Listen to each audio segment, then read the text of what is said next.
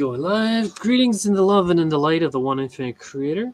We are gathered here today to discuss the recent LL research channeling from 2023 1205. And it's about some good things, some UFOs and other things like that. All right. Robert, did you want to read today? Well, of course. Yeah. Here, I don't know. Did we want to skip the intro data and then we just skip to the question here? Just skip it, yeah. Yeah. Okay. I'll read the question. Thank you, Kuo, for being with us. For those opening thoughts. The opening thoughts are just like, as always, take what you like and leave the rest behind. I'll start with a more general question and ask, what is the relationship between the instrument's own knowledge base and the content that is channeled through the conscious mind from you as the source? We are and are aware of the query, my brother. We find that this query explores a dynamic of personal interface, not just with another source in the act of channeling, but in a way that allows us to explore the notion of how your minds can be both individual to you and expand beyond you. That might be unique to the individual who's performing this act of channeling. This is what you might call the inner circle of your knowledge. Those things that have been gathered and collected within your very finite experience, within your incarnation, that you, as an individual with a personality shell that explores this illusion in a very particular way, have gathered and deposited into your repository of knowledge. When performing an act such as channeling, in which you are attempting to connect to a source external to this very individual self, these things do play a significant role in how you can connect, for they form much of the illusory self that exists within the illusion. When you are performing this act of channeling, you are entering into it with this personality shell. But as we understand it, we are attempting to relax this personality shell and find openings within it that allow for the infusion of something external to that. But it is through this personality shell that you are even able to come to this act of channeling. It is from within this illusory self that you have made the decision to seek outside of you. And so there is a great deal of orientation of the self and the experience and knowledge that the self contains that is involved in this outreaching. And this outreaching and how it is oriented by this experience forms the channels through which information or inspiration can travel. We find this to be the case not just in the act of channeling as you understand it, but for any individual who is attempting an outward seeking and opening the pathways of inspiration and imagination, that the accumulation of knowledge and experience will inform the ways in which anything external to the self, whether through a source such as us, the confederation of planets in service to the one infinite creator, or even the greater human mind, the planetary mind, the galactic mind, all of these things can find inroads to the self through these particular pathways. And it is the accumulation of these bits of knowledge and experience that create this interface. And so when exploring this dynamic, or now the personal, or how the personal knowledge influences this act of channeling, we find that this is the greatest way. And as such, when an instrument such as yourself wishes to perform an act of channeling and bring in something that is seemingly outside of the illusory self, which individuates itself from all other knowledge, the pathways formed by this knowledge, anything that you are experienced in, are more solidified and easier to access for whatever it is that is outside of the self to come through. This can create a dynamic where it seems as though an instrument may better perform the act of channeling or any grasping at inspiration when that which is being sought is related to those things known already to the instrument.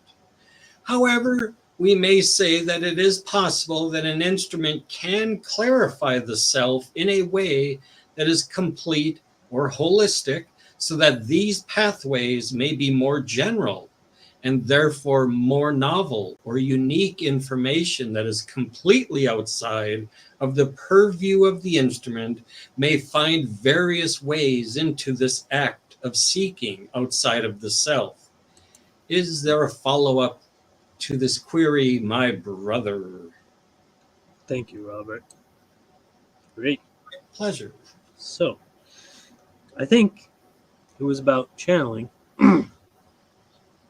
and saying something about the personality.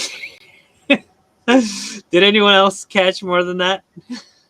Well, I was just kind of blown when it got to like the greater human mind, the solar mind, the galactic mind. I like that. I love that. Oh, okay. Huge overarching concept. So you have multiple layers of social memory complexes all interacting and creating a hierarchical system And pathways connecting all of it, yeah. and pathways. Okay. Yeah, and there's and yeah, it well, as above, so below. It just says it all, really. He seems to describe it very differently from how they describe the Ra channelings. Because that's a conscious channeling, isn't it? Right. And it seems like it's described very differently from how it was described with Carla. Yes. The unconscious channelings were described as basically Ra would call her out, and then she would leave her body. Yeah. And Ra would manage the body while they kept her soul safe. Yeah, that's like very different from what they were describing there. Because in the conscious channeling, it's like, you know, it's you two, you kind of merge. You know, like they can only really go through that person's brain. They can't like add anything new. Whereas with Ra, it's like Carla wasn't there at all. Mm-hmm. Right. Yeah, and it was like they contained her soul somehow. I don't think Carla ever said anything about her experience there with them, did she? I don't remember anything about her expressing. The channelings she didn't. They might have elsewhere though. Yeah. Because it sounded like the Ra group had her soul or whatever you want to call that as in a container of some kind. Yeah. That was the impression I got.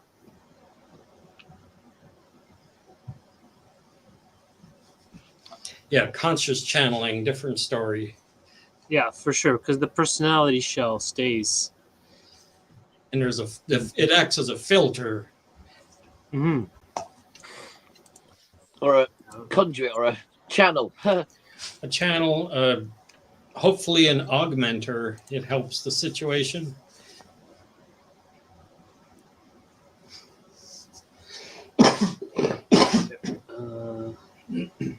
Summary. Okay. Query channeling emphasizes process where the personal self with its unique experiences open up to external inspiration and information. Individual accumulated knowledge is create an interface for external entities to connect, influencing the content and depth of the channeling experience. It's just a holistic self-understanding can enable the channeling of novel and unique information beyond the individual's current knowledge. Yes, personal knowledge base, role of personality shell, channeling beyond self-knowledge. While personal knowledge can facilitate easier access for related external information, co-suggests a holistic and complete self-understanding can open pathways to novel and unique information to be channeled. And beyond channeling, the principles outlined to outward seeking and inspiration. Yeah, number 4 is like the aha moment when you all of a sudden realize something like, oh, wait a minute, that's great. Aha, eureka. Yeah.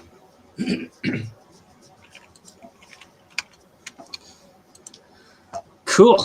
So, I'll just make an image for this, and then we'll move on to the next one. I think there were several things in this session. You know what we could do is we could check the question, and if we like it, we could read it, and otherwise we could skip to the next one, because otherwise there's like a lot of reading here in these sessions. But it's up to you guys. I was just thinking. We don't have to finish the session either. Yeah, exactly. We don't have to. What I was trying to say is, like, we don't have to read all of them if we don't find them relevant to us,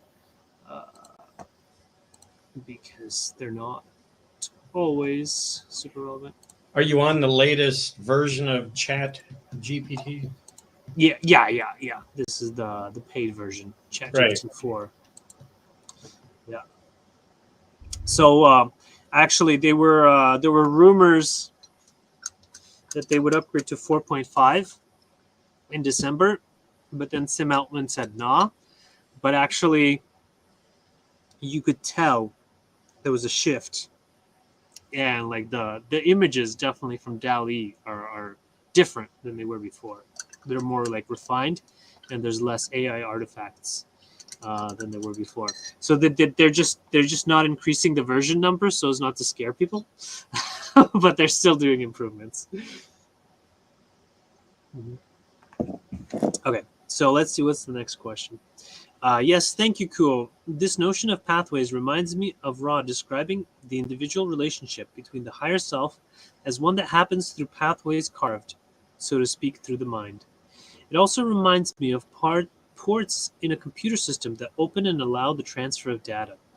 You indicated that it seems pathways first and foremost connect to and run through the instrument's own personal experience and knowledge, but that pathways could also become more generalized, so it isn't necessarily attached to or running through the instrument's personal experience.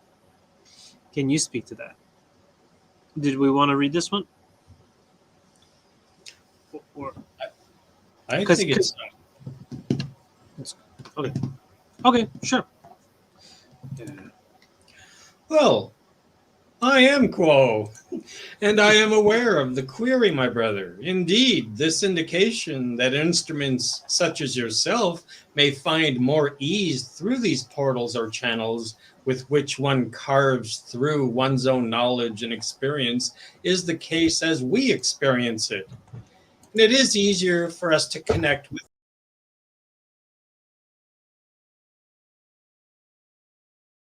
through is primarily, from our point of view, an act of will and faith and some practice, for there is much about this process of channeling that requires a certain structure of belief, a belief that is indeed possible, that it is indeed possible, that it is effective, and that what is happening in this process is at least meaningful in the moment to the instrument. Wait. Oh, wait. Meaningful. Where'd you Oh, sorry. go? Up. There you go. Oh, Right meaningful. Okay, sorry. Yeah. yeah. Okay, there we go. I got confused. We find within this circle of seeking to speak directly to you as practitioners that there is some hesitance to believe that what can come through you is indeed completely novel and completely new. And this belief hinders the ability to broaden these pathways. We find that attempting to examine these beliefs of what is possible, what informs these beliefs, how is one's world view limiting oneself, and what one might find in meditation.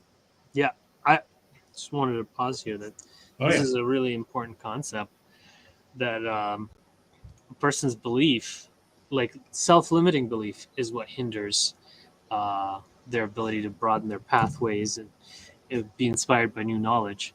Like I know, like if but like they've covered this before and other that the essential aspect for intuition is feeling worthy of the information received, and so it's like I am open to spirit telling me anything because I believe the Holy Spirit knows all that is, and so then it kind of works. I got the inspiration because I'm not limited. I don't believe it's limited. Further evidence that we are in control of our reality. Exactly.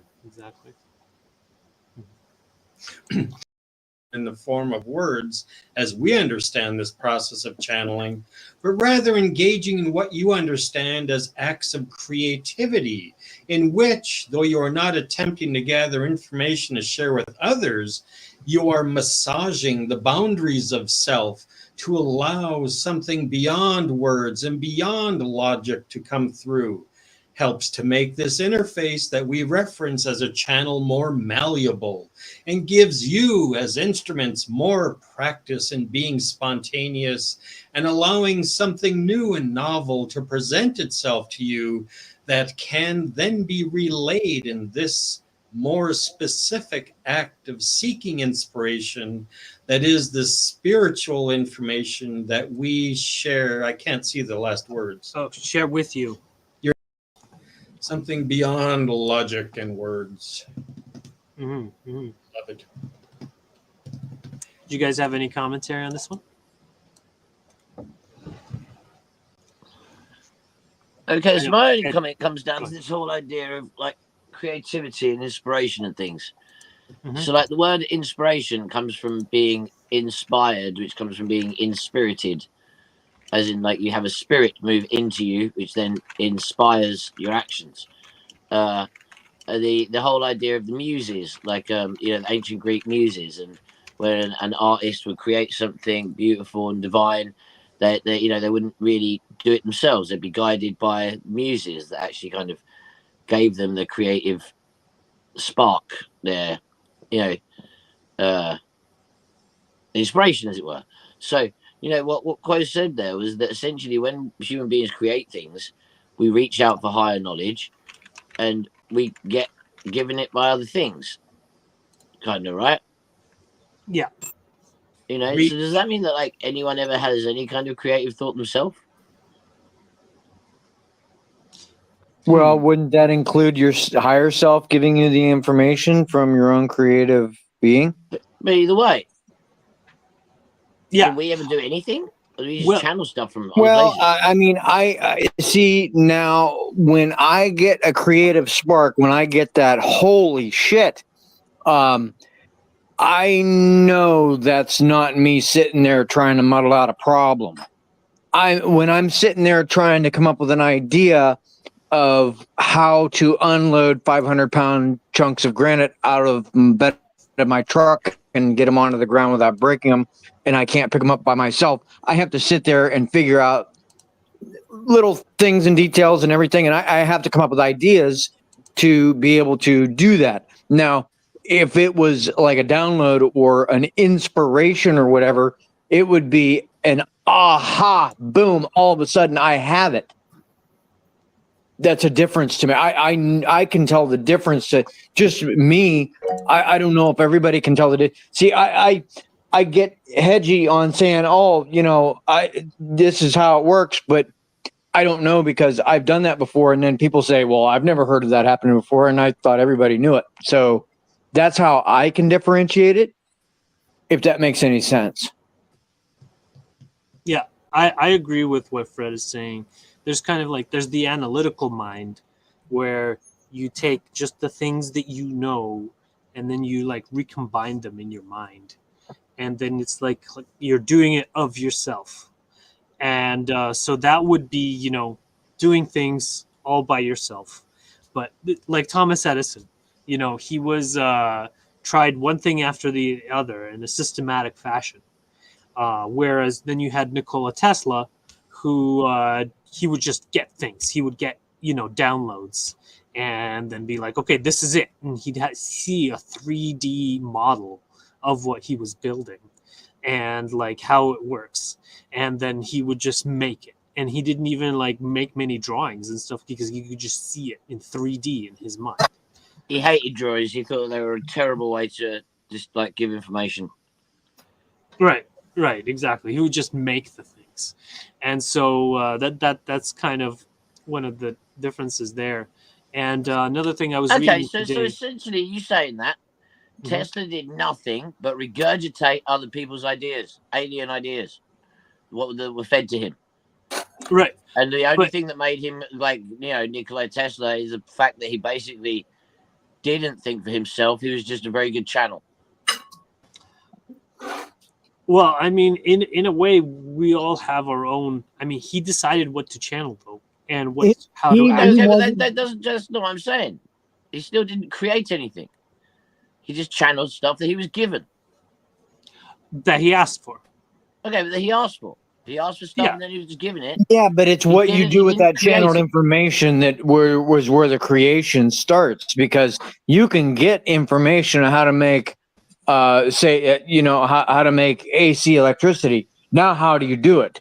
That's where your creativity kicks into, where you're flavoring the information. All creativity has to stem from information. You can't create a painting unless you knew about canvas and paintbrushes and paint. I mean, you have to know those things. So what you do with it, the way it was described with the muses, with an artist, say, is that when the artist was painting, they're essentially like blackout. They would not be able to remember painting the masterpiece that they'd painted, because essentially they wouldn't be doing it. They'd be taken over. They'd be taken over by something else that would then put down this divine work of art onto the page. That would be unconscious channeling, though. But that's the point. That's how the muses were always described. So when you're talking about this creativity being passed through via inspiration to a person, that in that way that you're taking in information from somewhere else, divine information to create art, to create something that humanity needs, as it were. Under those circumstances, then I understand that we inspiration comes down to things being given to us. Whereas if you have a what's it called, the like eureka moment, and it's like, oh my god, I just worked this out, this is awesome. Does that mean that you never worked that thing out? That's always channeled. Because this is the point. Like I'd much prefer to believe that, unless you sat down with a pen and paper, started scribbling out mathematics, and then at the end came out with the formula at the end and not remembered how you wrote it, I would not say that was the same as having a eureka moment, which I'd say was human inspiration, human creativity, rather than reaching out and having those moments where essentially you aren't there and that information is being given. Well, we are all one infinite creator, so it's always the one. Yep. Well, yeah, of course. But then, does that mean that the one gave us, like the one creator gave everyone like the first packet of information, and then they gave that packet of information to the next lot, and then that packet of information to the next lot, and that packet. So essentially, it's just like we've all just followed one model. Doesn't that completely destroy the whole kind of point? Well, it's kind of like a network. Let me ask you a question, Ed. Just because, just to put it into maybe my perspective a little bit. Okay, if I came to you, Ed, and said, "Hey, Ed, I got this great idea. I'm going to make this giant sail out of cloth. I'm going to wad it up into a ball, pack it into a backpack. I'm going to strap it to me, and I'm going to jump off of this 1,500-foot cliff. You're going to come with me. I got 2 of them. I got the information in a channeling. Or I sat down with blueprints and drew the drawings and figured the physics and talked to physicists and talked to, physics people and engineers. And this is the drawing I come up with. This is the prototype. Which one would you more rather jump off the cliff with me doing? Okay, so just you you just like randomly had some channeled shit pumped into your head over the weekend, or And I you made spent a it. I couple of didn't even months make a designing drawing. how to make parachute. I Nikolai Tesla'd it. I got the channel. I made it. I have 2 of them. I don't know why they made me make 2, but one has your name on it. Okay, dude, I'm not 100% certain I'd be up for it from either of those circumstances. But if you'd actually talk to actual physicists and actually, like, people that knew their stuff, and then I'd be a little bit more, like, up for it than channeling. Okay, so what I'm saying is, whenever we get information, even if it's channeled, it still needs to filter through human creativity, because this is a 3D world that we live in. We're in charge of it, and if we fuck up, we're dead. That's No, true. I agree. I agree. That's not really what I'm saying. I'm more about talking about the information itself. Okay. Right? The root information, you mean? No, because obviously we'll have root information of what we have, but then Root. Like the we'll have that core. information from our own experience and experimental whatever. It's more that the inspiration of the new thing, the new paradigm shift in idea, the new thing that whatever. Like I just don't like the idea that that's never ever actually come up with by a human. That's always just passed on secondhand, 50,000 hand information. That kind of just completely destroys the whole point of free will, in my opinion. If every single time you have some kind of inspirational event, it's somebody giving you something rather than you actually having an inspirational event where you create something. But you're seeking the information anyway. Yeah, you have the choice of. Okay, but that seeking isn't what I'm talking about. I'm talking about actually doing. It's just that you do have that option of turning off your psychic abilities and then trying to do everything from yourself instead of from the spirit coming through you. Okay, so you do have free will. I'm just like I said, I refuse to believe that there is 2 separate things. One of them being the inspired information that is divinely given, and one being human innovation. And I feel that they both have their place, and I feel they're both warranted. And how can you have free will if everything that you think you've designed and you've created has actually just been given to you? Well, the thing is that like a lot of North American scientists, and this is in the Confederation, they don't believe in psychic abilities or receiving things from the spirit. And so that's why the American scientists were so stagnant in World War II. And most of the things that they've discovered is just stealing information from people who were willing to access psychic sources, like the Nazis and the Russians. That's why they were so befuddled when they found out that the large gaseous planets had more effect on radio transmission problems than the weather patterns did. They found that out during World War II. Oh, wow. Yeah, it took them by surprise. They didn't want to believe their own data. Mm-hmm. But yeah, I think a lot of the more ancient civilizations had a much higher realization on the spiritual level, which led them to the science. And where now we're going through the atheistic scientific avenue, coming back to the spiritual aspect of reality.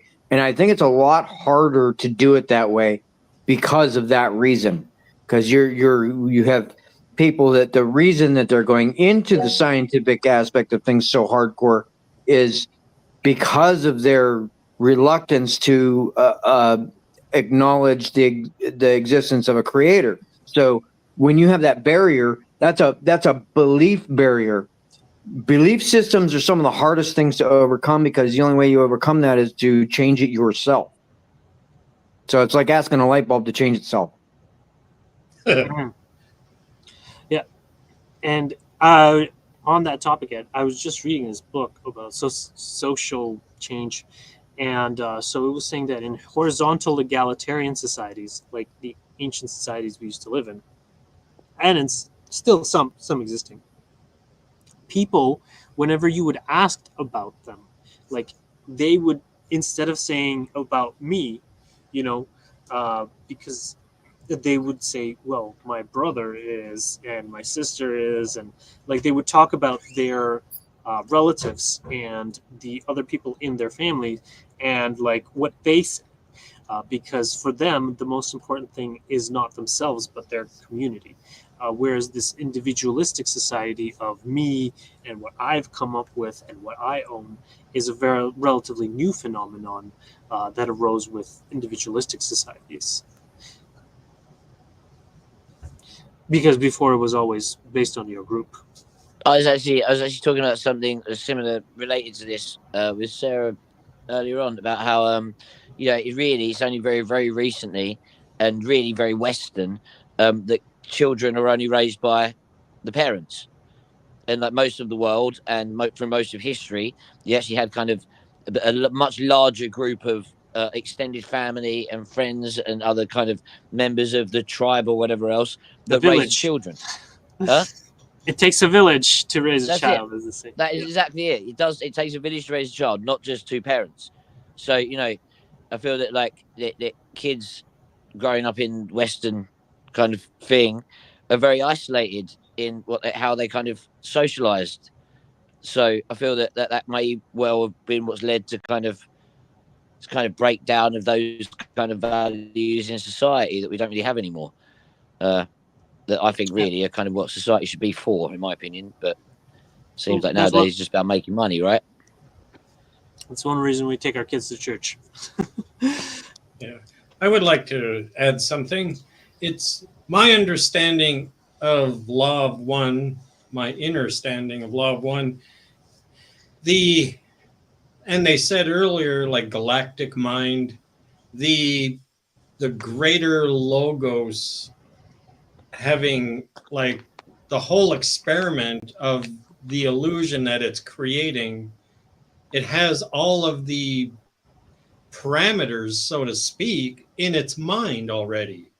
It sort of has all these different variables available. And then it's up to the creation to access those things at their own discretion, their own free will. Yeah.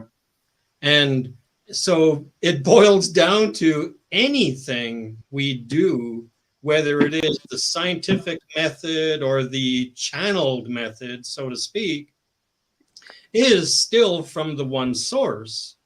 It's just gained by a different pathway. And they're all different pathways, an infinite variety of pathways, of course. But that's how I see it. Try to apply the law of one to that, in that, and even using scientific method, which tends to be more isolated, selfish kind of service to self, but in the hope of service to others. The scientists have many times been working on a project in their own isolated laboratory, only to discover another laboratory on the other side of the world was working on the exact same thing. And they were never communicating with each other. There was never spies. They weren't anyway monitored by the competition, and yet they were deriving the same concepts at the same time and racing to get it published once they found out that the other guys have the same thing too. Can I just say, when I finished university, I was actually going to start up a little startup company. And I had this incredible design for a DNA printer, where I'm actually kind of printing out DNA code, like in a little kind of desktop device. So I spent ages working on the idea, like a year or so. Was looking for funding to get the startup, lab time, maybe funding a PhD to get it going or whatever else. Literally just at the point that I'm applying for funding, I've got everything I need to go, patent it, all this stuff. Someone else releases a paper. Wow. Well, there you have it, folks. Blew my mind, man. Yeah, isn't that something? You were all channeling that same information that was just waiting to be discovered, in a sense, And it's just like the other day when I was outside with my little friend here. I don't want to say the magic W word. When we were out there, and I was thinking of a really cool video game that you could be playing on your cell phone device, and it would have to do with a variety of things. It included spiritual topics and art and all this stuff. And I was trying to visualize how this all worked, and I could have swore I was all of a sudden connected with a bunch of other minds that were on that same topic. They were like thinking that, and somebody was going, "Hey, that's a great idea." I'm like, "Yeah, it is."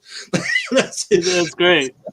Yeah. So I just figured, well, I'm not gonna create this because it's already out there. So you go for it. If you need the money, go for it. I'm just a simple dreamer. I really recommend this game, Stardew Valley. It's there's a board game. I play it with my kids. My kids love it so much. They like try to play it all the time now. Fred, do you know what it is? No. No? Oh, okay. Well, basically, you can be a farmer or a miner or a fisherman or a forager, and then it's a cooperative game, and you can have animals and crops, and you can get married, and it's all peaceful and kind, and you can make friends with the villagers by like giving them stuff. And then if it's a seasonal like gift giving day, like Christmas or something, then they give you gifts. And it's a really an amazing game. And it's like a board game. So yeah. My kids like to go around and kill people and blow shit up. Yeah. So this would teach some healthier habits that would be useful in Hopefully those aren't habits being developed with Fred's kids. Yeah. They might be. Well, okay. I mean, I'm not saying there's. I mean that's awesome. You do that with your kids, but okay. I'll give you an example of a typical weekend evening with my 13-year-old. We'll sit there and we'll maybe watch a movie or something, and be like, "Hey, Dad, you want to play?" You know, there's this one game that you. It's a battle game. You battle with swords and different heights and stuff. And he'll be like, "Oh, or do you want to play GTA?" I'm like, "Yeah, well, we can play GTA." And we'll go on, and he'll show me some of the cars he's got and different things he's doing and everything. And then he'll be like, "All right, you want to play Snipe?" And I'm like, "What's that?" He's like, "You go on the live GTA game, you find people that are on there, the real people, and you shoot them." Yeah. I said, Oh, man. "Well, what good does that do?" And he goes, "Well, you respawn immediately, so they're going to know who killed them, and then they come and hunt you, and then it's a game of who can kill who the most times until people get tired and leave the game." So I said, "Well, let's see what it's like." So we find two guys that were jumping around, and I got a sniper rifle, and I popped one of them. Man, I did a headshot on this dude. And pretty soon, we're running from him. Pretty soon, they find me. They shoot me with a rocket launcher. You know, that was expected. So then we come back, and it was Matt's turn. And Matt's like, "Hey, Dad, watch this." He goes and breaks into the military base, steals a fighter jet, and shoots a heat-seeking missile at them. Oh my And god. it went on for about a half an hour or something. We got bored with that and started doing something else. So it was fun. It ends with the whole planet blowing up. Yeah, see, like, and that's kind of what a lot of that's like the problem in our society, like with the whole Russia NATO thing. That's exactly what's happening.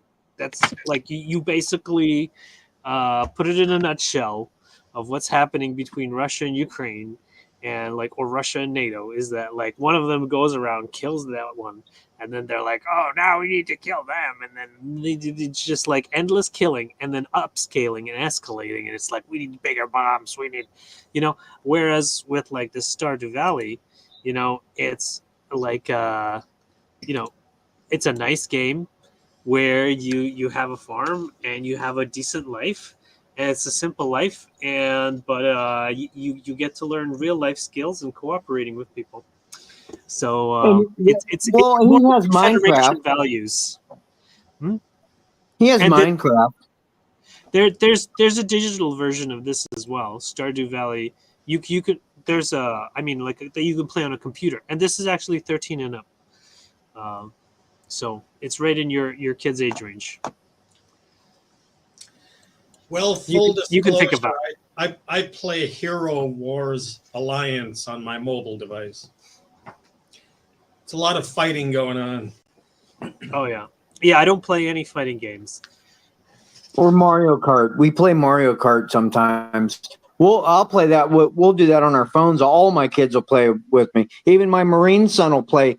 He'll if we all get a time, we're all able to be online at the same time. We'll play Mario Kart together. Cool. That's fun. hmm hmm You know, it's Yeah. not as violent. Yeah, true. Yeah, it's just that with my kids, we can't play competitive games because they just get way too emotional about them. So we can only play cooperative games. Huh? Yeah, that's part of the deal. You don't hear, dude. I should record my son, my daughter-in-law, and my daughter and me all sitting in here playing Mario Kart. You want to hear competition? And it's healthy competition. I mean, yeah, we're kind of motherfucking each other, but it's all in fun. When I when think there's eat a red shell, bitch. I'm not being mean. We're joking, because then they'll do the same thing to me. I think it's just that we might be wired differently because, like, I'm a North Eurasian reindeer herder, descendant of reindeer herders, Yeah. and so like, for 20,000 years, it was just the family versus the environment. And you can't compete with your family. And eating That's Flyer suicide. Garrick. Exactly. Eating loads and loads of Flyer Garrick. Don't lie. Yeah. Visualizing a Santa Lo- Claus lots flying of with hallucina- reindeer. Yes, exactly. Santa Claus is Finnish, also North Eurasian. So reindeer herders, and so whereas it's the R1A or the Western European haplogroup, they didn't go that far north. They actually went to from India to the Gobi Desert, and then they went straight to Europe, and then even down to Africa in some places. But and so they just have a different way that they're wired and interact with people, and they're more comfortable with people. This is my experience with Western European people. Whereas, like in Finland, the benches are single seaters because they don't like people, and like everyone is silent on the bus, and all of the suburbs, everyone is silent. And in your apartment buildings, you have to be silent because like it's because we're used to just you and the reindeer, and then there's nothing else, and you can't see anyone around. It's just you and your family, and like that's just how we're wired, and that's what we find comfortable. And we're not comfortable with a large amount of people or competition. It's that kind of stuff. The only thing we're competing against is the environment, and that's why the cooperative games work for us. And me being one half Finlander, now you understand me a little better. Uh-huh. Well, that's Well, I great. must have finish in me too, because there's, I enjoy my kids and my family and friends and everything, but man, is it such a relief when all the people are gone. Yeah. I think we've all got aspects of all of it. Like I can interact with people too. Like I can attend social events. Like it actually took a lot of work. Like I had to read books about it, how to interact with people, how to socialize, and things like that, because I had no idea. My parents didn't teach me those skills. They didn't know how to do it. Like they would interact with other expats from Russia. They have a totally different way of interacting with people than Canadians have with interacting with people.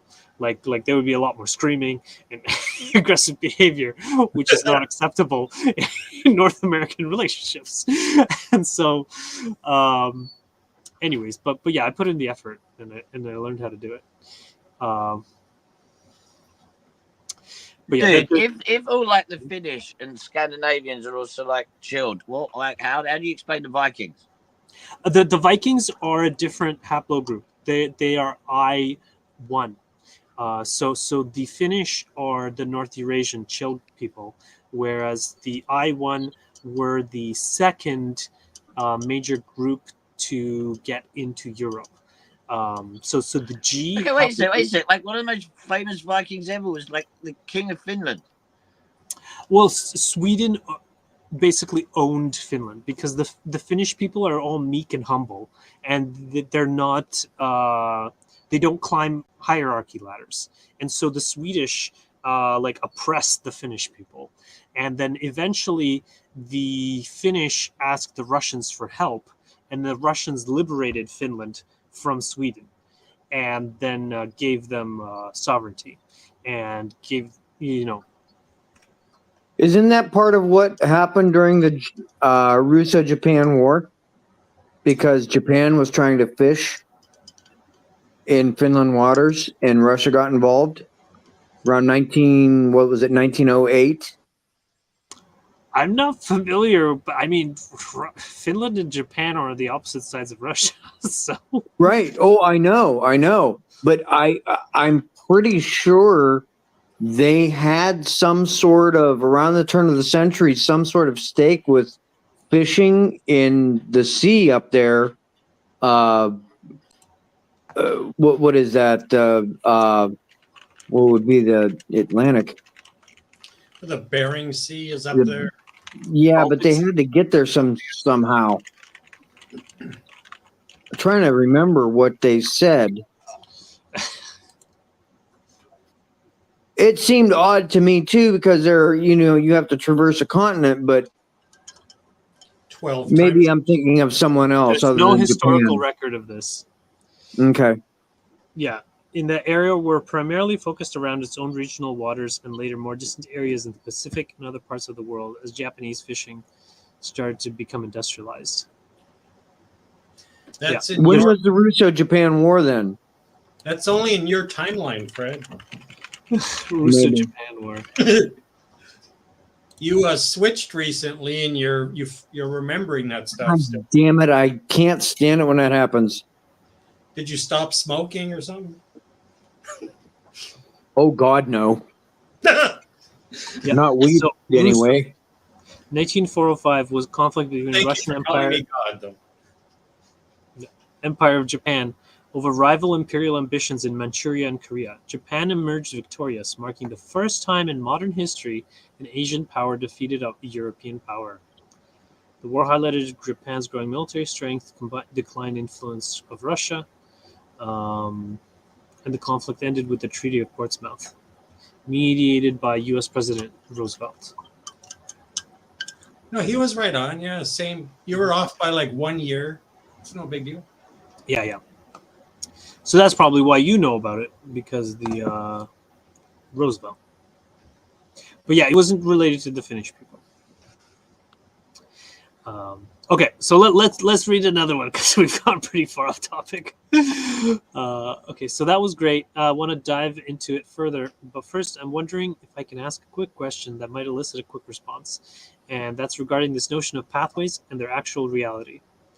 My sense is that the pathways are quite literal in the landscape of terrain of the mind complex, which has roots that go down to the collective mind. But through that landscape and terrain, geography and geometry of the individual mind, which goes down into the collective mind, these are actual channels, actual pathways, the actual circuits, so to speak, or lanes, the synonyms I could come up with, that run through the mental landscape. Well, would you say that's true? I am quo, and insofar as any aspect of your solidified experience as an individual mind, body, spirit complex that sees itself as only one part of the whole creator, this is true. But we would reiterate that these are, in a meaningful way, illusory pathways. This is not to denigrate the meaning behind them, for this dynamic of how these pathways are formed and how they inform your experience as an individual are quite intentional and an aspect of your archetypical mind as very carefully designed by your sub-logos. Is there any further query, my brother?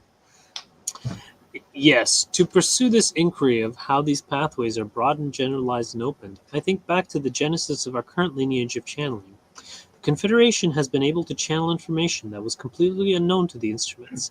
For instance, I consider how much of your cosmology was articulated, those now called the Detroit Group in LL Research history. The instruments of that group, so far as I'm aware, had no conscious prior knowledge of things like your names, nor concepts of densities and harvest and so forth. So I want to ask, you indicated that these channels can be broadened through practices such as spontaneity, imagination, creativity, will, and faith, and a structure of belief that says information can be received which I, the instrument, do not know. Was that at play with this group, the Detroit Group? Did they have a certain openness, a certain faith, a belief, even naivety that allowed this information, allowed those channels within themselves to open to receive all this new cosmology? I am Kuo, and I'm aware of the query, my brother, and we appreciate the way in which you have structured this query, for it allows us to explore an even deeper and interesting dynamic at play in the process called channeling.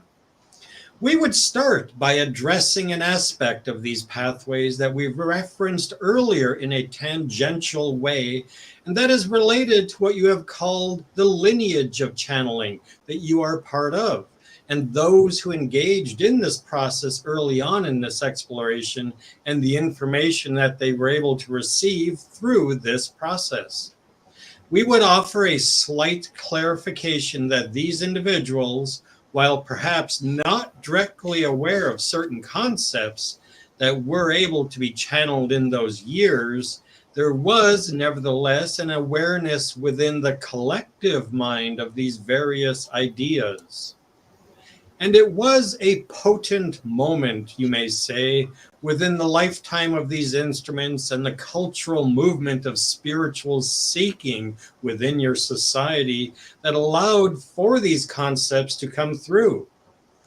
Not just because of our desire to share them with you, but because of our ability to move through these pathways formed not just by the individual, but by the collective mind of your society.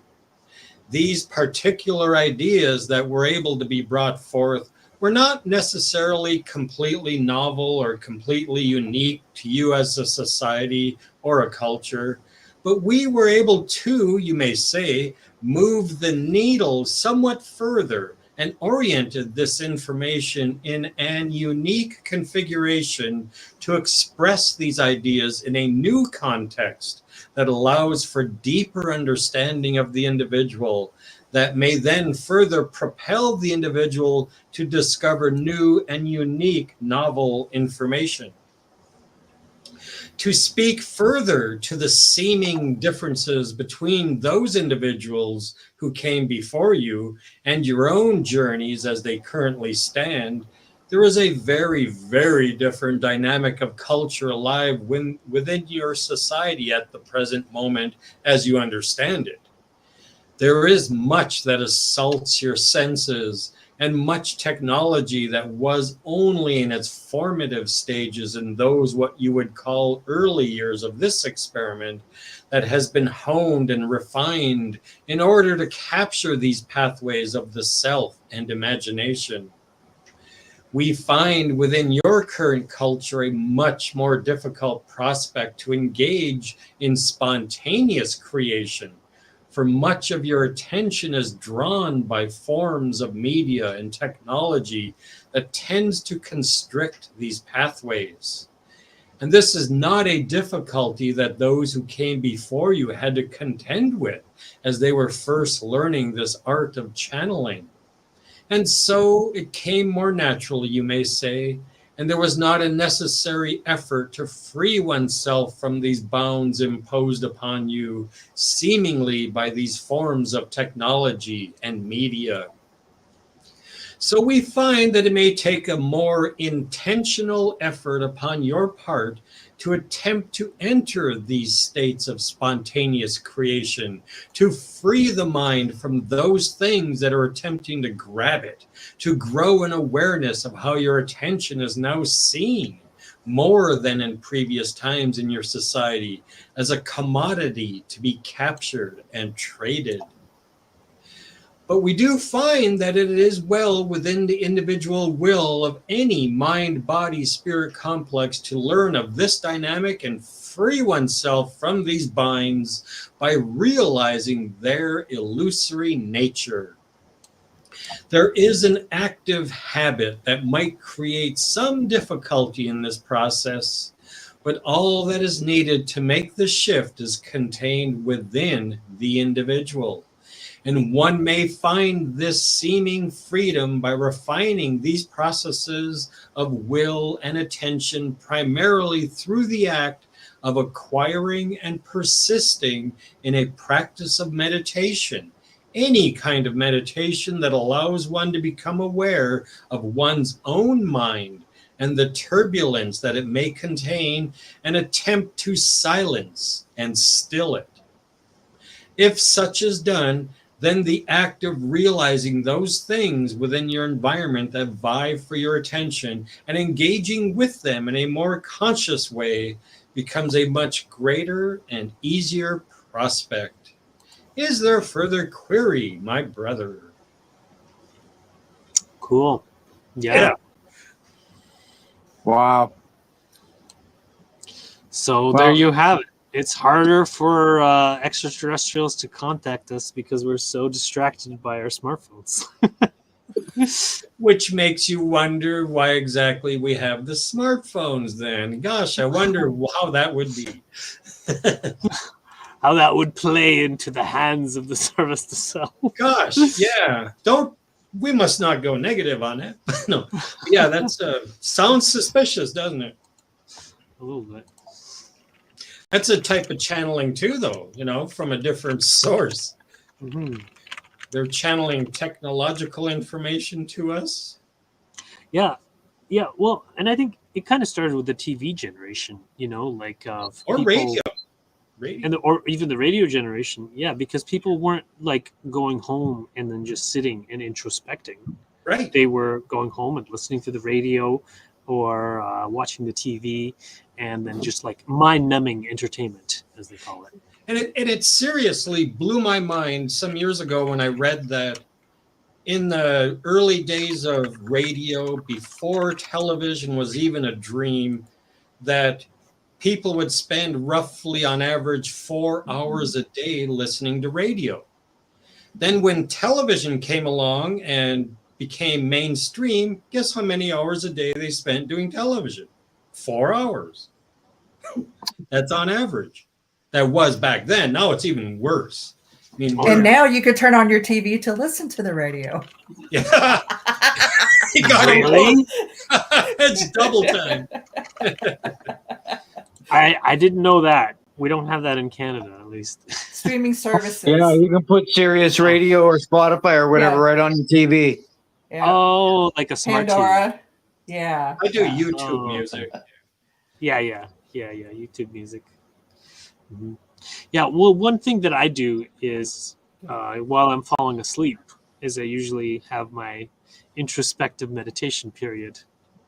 And then like I often do it in my hammock. So I don't have, so I'm far enough away from all the devices in my house that they're not impinging on my aura.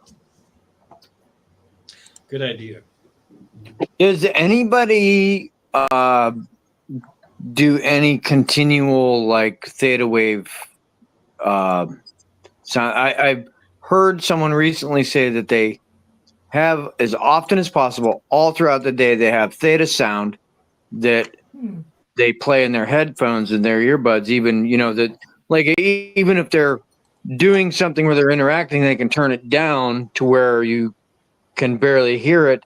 And if you're not interacting with people, you turn it up, and it really, really, really greatly enhanced their meditation, the things they got from their meditation, and actually somewhat affected their CE5 experiences.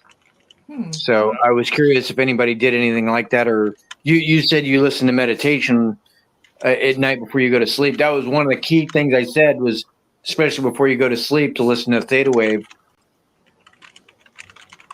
Yeah. Well, I don't listen to a meditation. I just do the meditation because I'm in my hammock. I don't have any devices or anything with me. Gotcha. But it's just like while I'm falling asleep, I'm kind of reviewing what's happened throughout the day, or like I might have some ideas that like maybe I didn't get to during the day, or I might have some inspirations, and then I'm like, okay, well, I should act upon that one and that one tomorrow. And then but sometimes they're just like so persistent that I just have to get up and go and do it and then go back to sleep. But it's just kind of like that's my winding down time.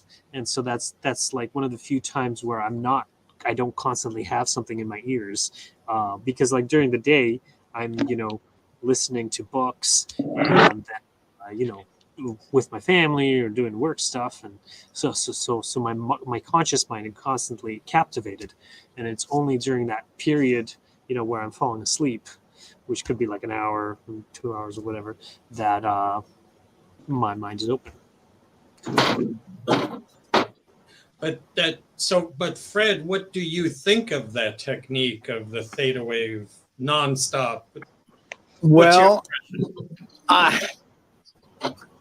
I would have to try it, but I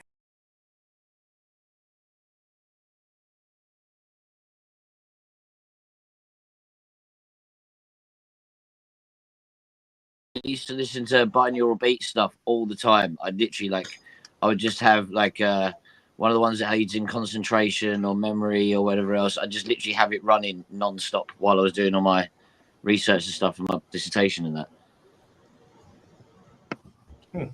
Interesting. Yeah. Beta wave or gamma wave, you can do while you're awake, and it can improve cognitive performance. Or even lambda wave, but that's a little extreme. So it's lambda extreme. Well, just because it's higher than gamma, and it's like gamma wave is like basically when your eyes are rapidly moving in either compassion meditation or rapid eye movement sleep. But yeah, that's the highest frequency that your brain gets to, like 30 hertz or something like that. And it's usually when you're doing a visualization meditation. And isn't it funny that measurement sounds like hertz? Hertz? Hertz? As in pain. Yeah. Abbott and Costello did a routine of that once. Hertz rent a car. Why would I want to rent a car if it hurts?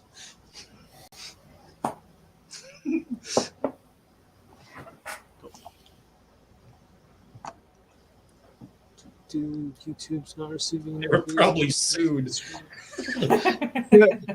did anyone else pick up from that last reading that it seems to me like they basically explained that they already know all the information there is to know in this logos, because whatever the logos decided, I guess I would imagine it as being the rules for the engagement for this is basically allowed to be granted us when we ask for it based on our collective consciousness level. That's what I picked up from it. I know they didn't say that exactly, but by all the other things that they said and kind of some of what they didn't say, that's what it sounds like to me. What do you think on that? Live streaming has stopped. That's what she thought. Yeah. Well, I had to switch to a different live stream thing because the Jitsi is not working properly. But I got one. He stopped the recording there to create a cliffhanger for everybody to come back next week. It's still streaming. I'm just using a different software. I'm teasing you, Andre. Oh, okay. And the cliffhanger is also Bene with one shoe on, walking around. Yep. I'll be on in a second. I'm breaking this plate. I gotta collect myself. All right. Yeah, Fred, the collective, we can only take in what we're basically ready to take in, I think. What I was getting from the way they worded it nicely. Whereas if they hadn't worded it that way, it could be pretty offensive. Like saying what I'm Yeah. too fucking stupid to know what you're trying to fuck you. Right. I could see the emotional response to something being said like that. I'm serious. Well, it's like the old saying, when the student is ready, the master will appear. You know, so when you're ready for that next step, that great aha moment, whatever, it'll show up.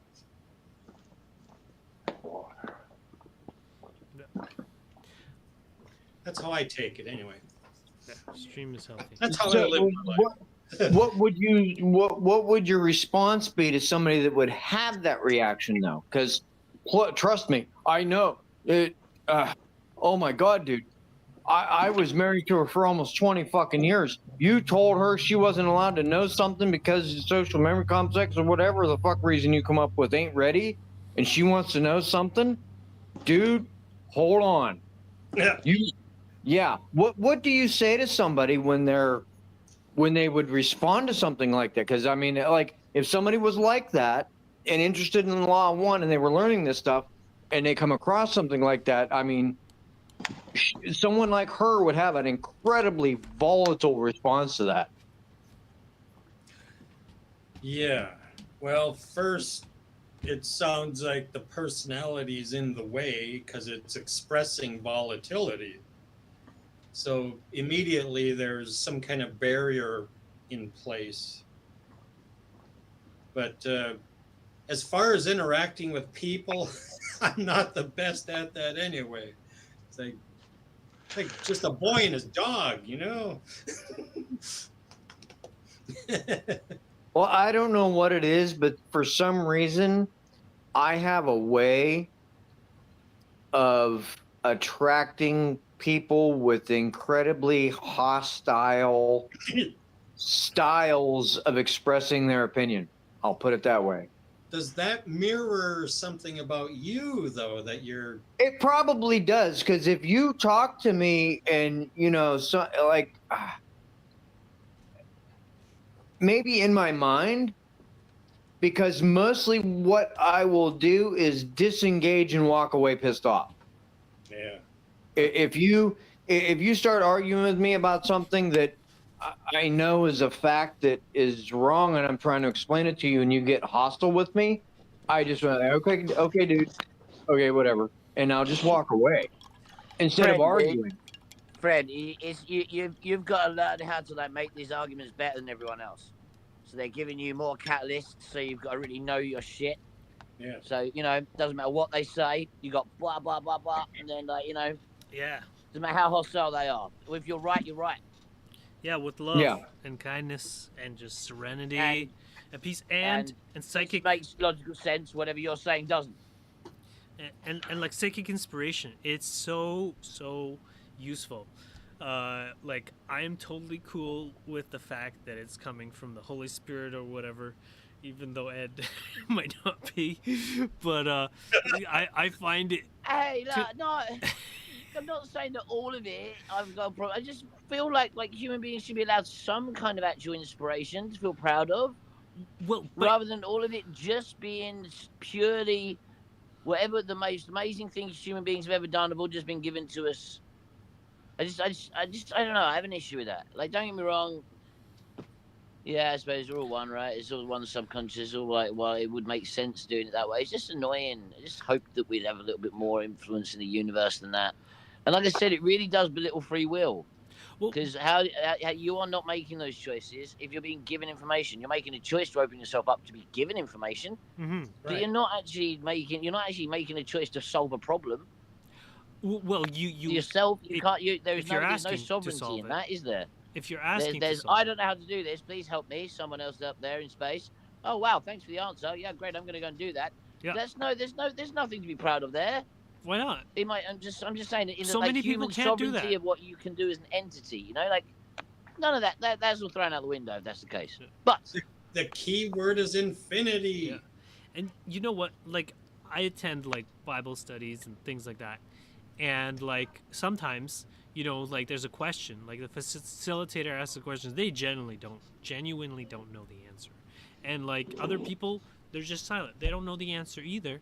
And then I have the Holy Spirit, just give me the answer. And then I can say the answer, and then everyone's really grateful. And so like you do have kind of a choice. You are creating a new experience every moment of every day. And like everything new is just old stuff recombined, but you decide what you're bringing into the local set. You could be bringing fear, anger, service to self stuff, but you're choosing to bring in love, kindness, compassion, and service to other stuff. And so that's where the free will is, and that is the big choice of the whole third density, is service to others or service to self. Yeah, it does make sense. It's just like I said.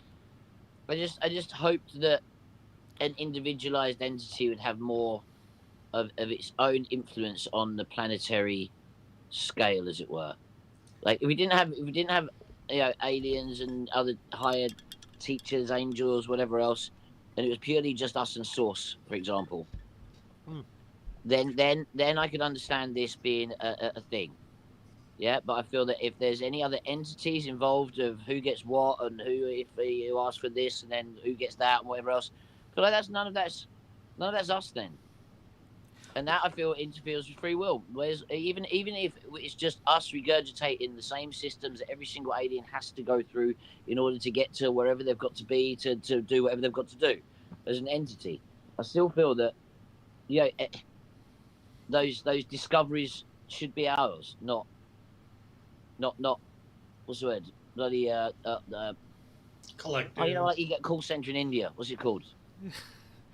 Outsource our inspiration. Our Well, you do have that choice, though. You have the choice to limit yourself to not connect with psychic entities, okay, or but this is not connect with a how class would of you say psychic that's limiting entities. yourself? That's only limiting yourself from outside influence. Yes. What I'm saying is that unless you limit yourself from outside influence, that means that there's never ever going to be anything truly created by you as an individual, which is absolutely fine. But Don't books get me and wrong, we're all TV one, and blah blah other blah. people, that's outside yourself. Pardon? Books, TV, other people, that's outside yourself too. Of course, but that's all the information. That's what we were saying before. You have information that then comes together into some inspired idea. Like the point is the inspired idea part isn't us. Well, that I have problems swallowing. That's for myself. So to go on Michelle's thing, so like you're okay with information that you receive through your eyes and your ears, but not your third eye? No. The information coming in is fine. Yeah, it comes down to the inspirational idea, that the thing, the eureka moment that we were talking about. Like the artist painting the picture. That is this. It's a relinquishing to get something divine. But that also means that if there's something, that humans make, like there is nothing that anyone makes. It's all just created all the way down. Well, I mean, it's all. And that right there is fine, but that completely destroys free will, is what I'm saying. But you don't forget infinity. One infinite creator. Within infinity is novelty, is uniqueness. There's an infinite way to express one. Mm-hmm. And we're right. choosing I mean, what we it's create. similar. Like Ed, the ideas that I've compiled together of other people with the intention of creating a device to help with the meditative process and to gain different experiences, so that to basically promote the phenomenon of the law one, basically to promote oneness. It's not a novel concept. It's partly downloaded information, partly sourced from my own research and understanding, but no one on this earth, I guarantee you, has ever decided to do that, what I'm doing, inside of an empty, abandoned grain silo on a dairy farm. So you have the basic idea and the desire with the desired goal in a suggested, or maybe a suggested foundation for a mechanical, for the mechanics of it. And then you also have your own creative leeway inside of that, plus the creative aspect of how to do it, where to do it, with what to do it with, and also who to include in the whole process. Because I guarantee you, we're all a unique collective of individuals. Ed, you're going to be involved in it. You've never been involved with anything like that before, neither have I. And our group of people that are going to be involved with it haven't either. So it's the sheer novelty of it, the compilation of the timing, the collective conscious level, and what just that whole idea of that start of that is the beginning of it. Dude, that's the beginning. That's the beginning of what are we going to learn when we do that and start getting together and meditating. What are we going to learn? I don't know. I don't even know if I'm smart enough to know what questions to ask at that point. Can I say, this is actually giving me a really kind of good fix. I've got like a whole kind of little thought experiment thing I'm running. Yeah, kind of like what you were saying, Fred. You know, this is kind of a whole idea that you're running with and kind of expanding on as you're going. And this thought experiment, I've been a bit kind of conflicted with it because it's a bit kind of like, I don't know. I'm not sure whether it's, I don't know, morally a bit dark. I don't know. Okay, so the idea is, yeah, that I don't know, a while ago now. I might have even mentioned it before. Yeah, I come up with this idea to try to basically be creator, right? You know, like we're told, right? So I in meditation, I took basically like one like biophoton of my aura, and I constructed a small kind of sphere that inside it was kind of like a compressed infinite space, as it were, inside this round ball. So, you know, it'll fractalize inside but never expand outwards. And then I put my one photon in there of me, and I pressed on it and I crushed it until basically exploded into energy, and then just expanded as like a wave into my little kind of thought form universe bubble, little pocket universe. And then, you know, I've been checking on it, and slowly but surely, so it just was energy all interacting with one another. But I think I'm starting to get matter forming now, maybe in the beginning of nebulas and things, because it's a much smaller kind of space, you know, much smaller amount. The rate at which it's going through seems to be much faster. You know, so I was a little bit worried, you know, expanding this onwards. What if, like, inside my little thought form pocket universe, actual life kind of creates itself? You know, would that actually make me God? Would I be source? If so, would I have responsibilities? You know, I started off the whole experiment using the same kind of things that Ra talks about. You know, like I used the patterning. You know, like he said that the logos used the Hermetic tree. I used the Metatron's cube. Yeah, and then, you know, he said about how you know, the first distortions were a free will, and, you know, essentially kind of chaos that would create, balanced with love, pulling everything back together. You know, then I went into the kind of physics, how light is the kind of fundamental unit, you know, and how you know, spirit and matter are combined, and then but then, like I said, like, you know, getting to the point where you've got consciousness in, like, building itself inside there. You know, am I? Because the way I see it is, like, you know, the pentagram and tetragrammaton thing, the tetragrammaton and pentagram thing, right? So he lets the experiment run, and then he watches it all happen, every single part of it, watches the lot. Then when it gets to the other end, and we're all oneness again, he then can do the pentagrammaton thing, go backwards and change the crystal. Yeah, where he's you know, one is moving in space time, the other one is moving in time space, right? So, um, the way I saw it was that the experiment would run on its own.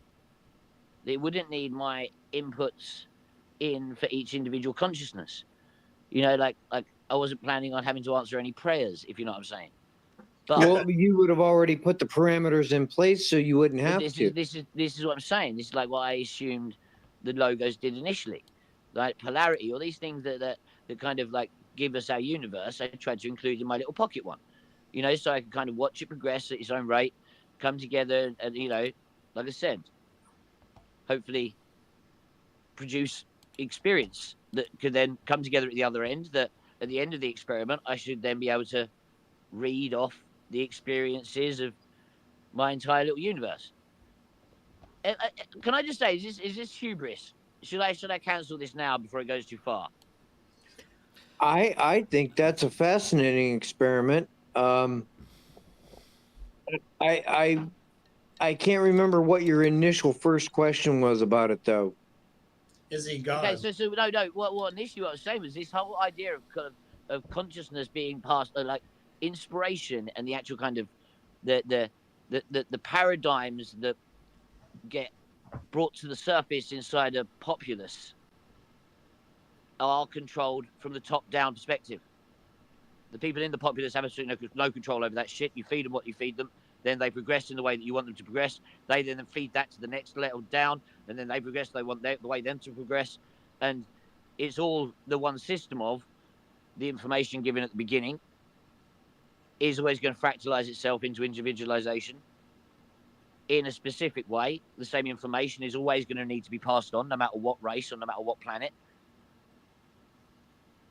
in order for them to get anywhere inside the system that's been created.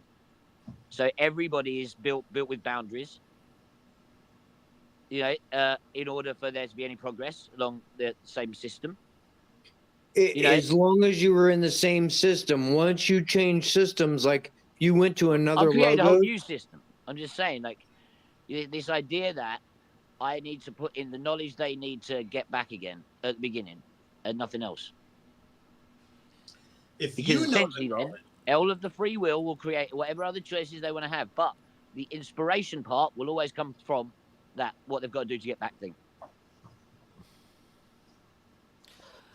Personally, I I'm just not so concerned about where, like, I do the discernment, like I make sure it's the information is aligned with the one infinite creator and its service to others, and then beyond that, I don't really care, because what matters is my personal, life that I'm co-creating. Yeah, I don't know whether it's this whole kind of like, you know, the quest that me and my Nazi past self seem to be on of trying to actually understand as much as have faith. I think that sounds like a fifth density wanderer thing. Yeah, well, I'm not surprised at that either. But I also watched this thing a little while ago that kind of differences from what Ra says somewhat. So I'm not 100%. You know, I'm always kind of like, if it's not the same as Ra, then I don't really trust it. But it said that there's 3 types of reincarnating soul that come into Earth at the minute because of the flip. We're not getting standard souls coming in like we used to. Now we're only getting 3 types. We're getting normal earthbound souls. People that have evolved here get priority. Yeah, so if your soul is basically you've gone through all the different densities on Earth, yeah, then you get a priority pass to come back reincarnate here. But they still reckon there's like maybe 1,000 odd reincarnations left for a lot of the people on Earth. Whereas they said you can be interplanetary, which would be like a wanderer, yeah, or a walk-in or something like that came here, and apparently they can have up to 10 incarnations, which is something different to Ra said. He said that essentially, if you're a wanderer, if you fuck up that incarnation, you're stuck here. Well, you'd be stuck in third density. Yeah, you're stuck in third density.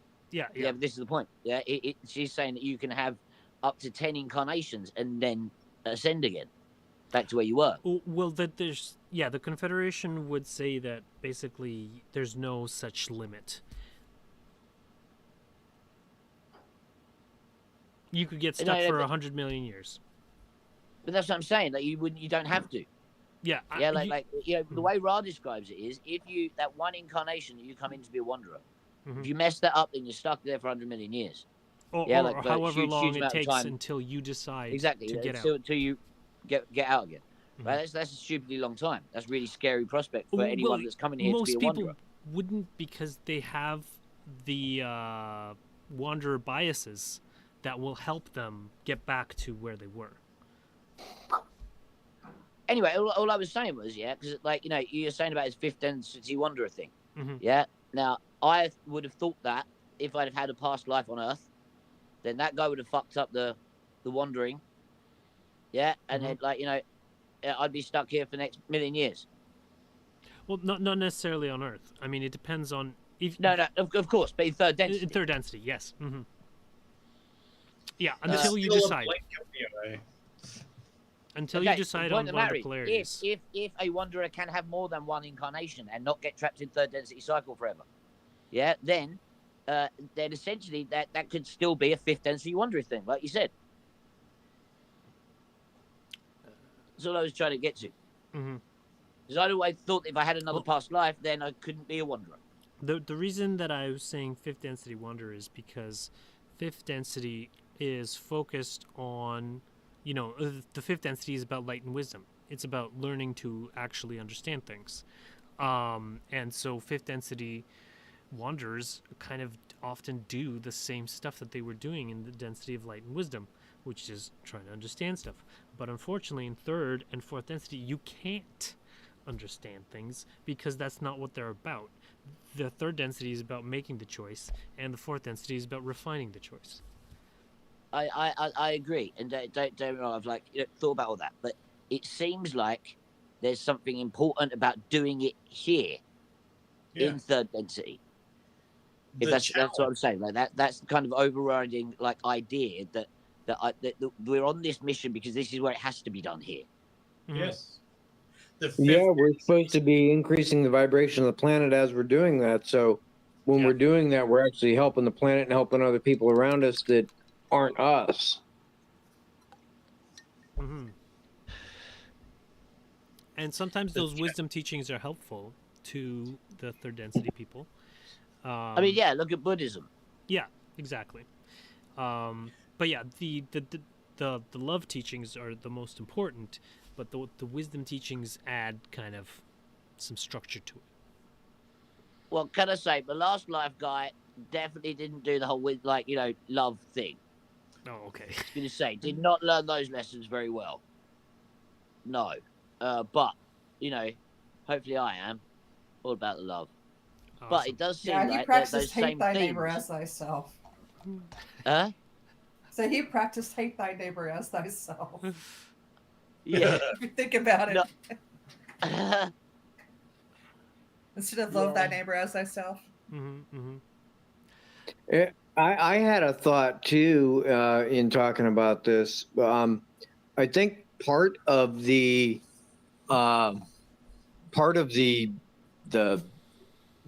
lessons of us coming here and redoing 3D comes down to us learning bellicosity in a way that we may have never ever experienced it in our other incarnations. If we were incarnate before in a place where you didn't have war, you didn't have starvation, you didn't have hate and different religions and different races and different people and these dynamics, then you would probably want to be able to balance that with the extreme positivity you had by coming somewhere like Earth and incarnating here and just letting some of it out, kind of, if that makes any sense. But also, many races don't reproduce the same way as us, so I've heard that's a good reason to come here too. Oh yeah. Apparently, a lot of people of the physical extraterrestrials that came to Earth were captivated by the sexuality and the beautiful women. Yeah, Earth girls are blame them easy. Well, because one of the unique things about the Homo sapien is the duration of the intercourse is much longer than in many other species, and this has to do with how the apes evolved, with female gangbangs, basically. Because it was matriarchal. Because it's from the bonobos. Gotta love bonobos. They're the best. Yeah. Hey, if you're gonna reincarnate as an animal, that is definitely on the list, right? Yeah. Well, you probably wouldn't want to, but yeah. But you know what? There are some hill tribes and stuff that follow a fairly similar lifestyle, like in Thailand and some of those Chinese islands and things like that. Sounds like fun place to go on holiday. Yeah, and Africa, they've got tribes like that too. So you can find an incarnation that is very sexually oriented if you wanted to. I work with one of those Oh, one of which? very sexually oriented people. Oh, I see. Yeah. Well, I think it's off. A lot of it is an age thing, between the ages of 15 and 35.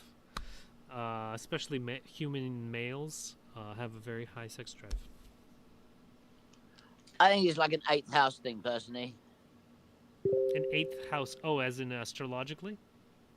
Yeah, that's the house that makes you like into being naughty, right? The Scorpio house. Yeah. Well, it's just like I've kind of given up on Western astrology. just because it's not based on the Eighth stars. house, right? But Exactly. And I will show you one of my theories. Apparently, it represents sex, death, renewal, and like taboo subjects. That's you come to Earth to learn those lessons. That's a cool school to join up to. Just gonna say. Sorry, Robert. Didn't mean to interrupt. Hey, no, you're cool. But no, I do have. I'm working on my project is that what you just said, Andre, about astrology, because I despise the Western belief in tropical, which is 2,000 years off. It's 2,500. Yeah. Because of movements, and they don't take into. But anyway, without getting into the technicalities, I've seen the way I charted stuff, and I've investigated. I now understand why Ra said that the harvest will take place anywhere from 100 to 700 years from 1982-ish, whatever that was. I've seen that in a chart I made. I saw where the 700 years ends up. I will share that with you at some point in the future. Cool. Can I also say that does kind of match up with the whole theosophy, prophecy thing about kind of the age of Aquarius and how it was all supposed to start. Is it supposed to be like a couple of 100 years of absolute rubbish, then a couple of 100 years of like it being like and then thousands of years of golden age of human civilization, something like that. But the actual age of Aquarius, if you go by astronomical observation, is in about the year 2542. Is about when it begins. There you go. It's a ways. I thought it was closer than that. Maybe 23 something. I'm just going off the top of my head. Yeah. But it's soon. It's within the next few centuries. It's more than a couple hundred years away.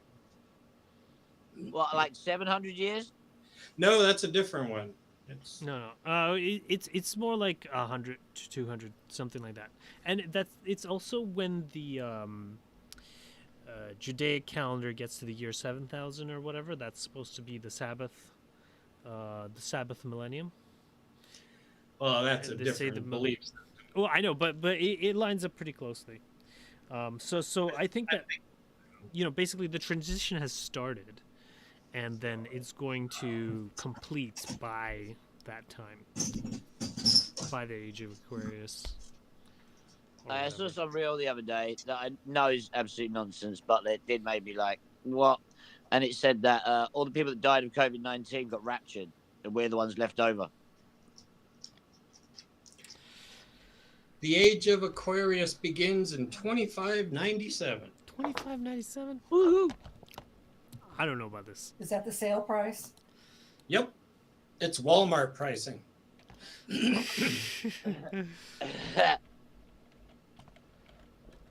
Well, I'll You check it cannot later. Google age of Aquarius and come up with that number. Yeah. I Oh, I can ask ChatGPT. Yeah. That's then you're gonna Don't do it. okay. The hidden hand will give you a different number than I'm giving you also.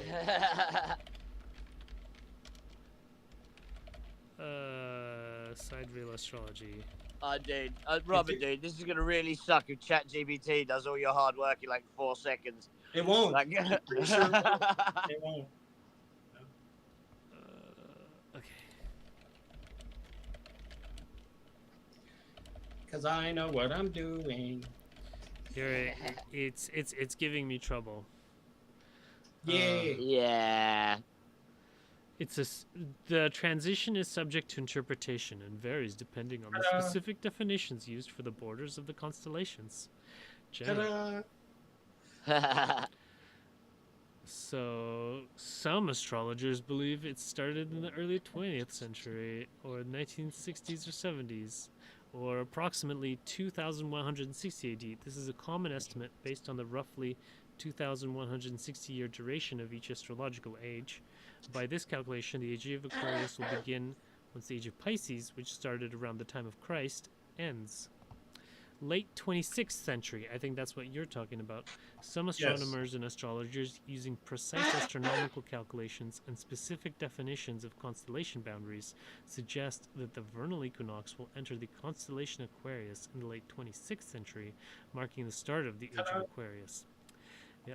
And other varied estimates. Due to the lack of consensus on constellation boundaries and interpretations of astrological ages, some estimates range have already started several centuries into the future. What about the year? And that's when the age of Pisces ends. The one that causes the 700-year number that for the harvest is when the age of Leo ends. So, age of Leo. Yep. That's approximately that 700 years from when they were talking. It's all approximations from Ra. They don't, there's no exact numbers. You can't go, oh, it's more than 700 years. Can't be right. Because my number is like 850. But the harvest will happen probably before the age of Leo ends. That's its deadline, so to speak, the end, the very end, which happens to fall with the Tower card of the Major Arcana. I like that. That's cool. That is very cool. I like that. Everything we built gets torn down and we're happy about it. Boom. I like that. That's It's cool. done. Yes.